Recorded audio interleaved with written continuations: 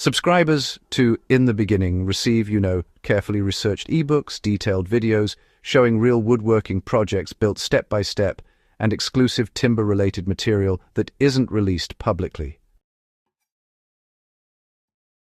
The focus here is on material understanding, not speed or trends, and that's what this channel continues to document.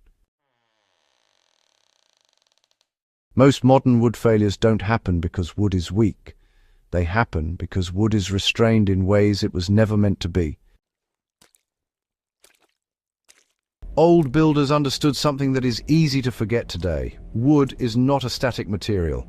It is always responding to moisture, temperature, load, and time. Moisture was treated as a structural factor, not just a durability issue. Historically, builders paid close attention to how water entered, exited, and lingered around timber.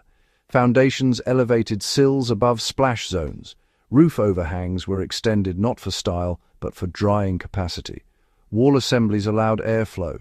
Even joinery choices reflected moisture expectations, with looser fits in wetter climates and tighter ones where seasonal swings were smaller.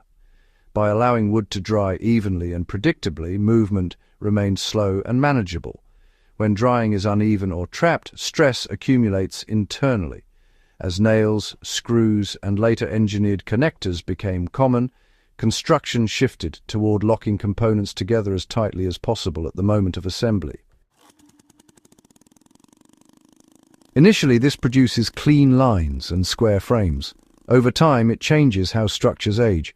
Instead of joints adjusting gradually, stress concentrates around fasteners. Instead of seasonal movement distributing across assemblies, it localizes at weak points.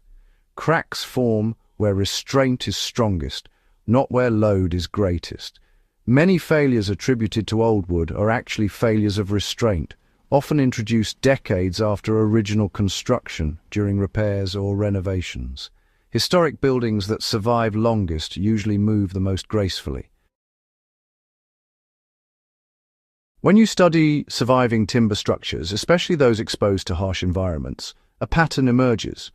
The ones still standing aren't frozen in perfect alignment. They lean slightly. Beams have settled into their loads. Floors slope gently. What they don't show is catastrophic splitting, widespread joint failure, or brittle breakage. Their movement was absorbed slowly, predictably, and reversibly. This isn't romantic decay, it's functional aging. These buildings adapted rather than resisted. Forcing wood to stay still often shortens its useful life. When movement is restrained, wood compensates internally. Fibers compress permanently. Microfractures develop.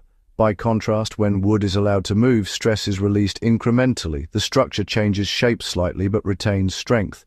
Durability isn't about preventing change, it's about managing it. Understanding this matters beyond historical curiosity.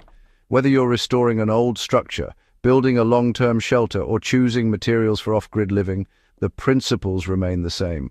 Wood behaves according to physical laws, not building codes or trends. Tools have changed, materials have diversified, but timber still responds to moisture, load, and time exactly as it always has. Ignoring that doesn't make it stop, it just delays the consequences.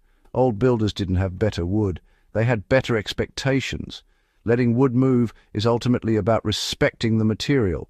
Respect doesn't mean avoiding precision or strength, it means understanding limits and designing within them. They didn't force wood to comply, they collaborated with it. That mindset is increasingly rare and increasingly valuable. If you want to continue exploring how historical wood knowledge informs durable, resilient building today, consider subscribing to the In the Beginning email list.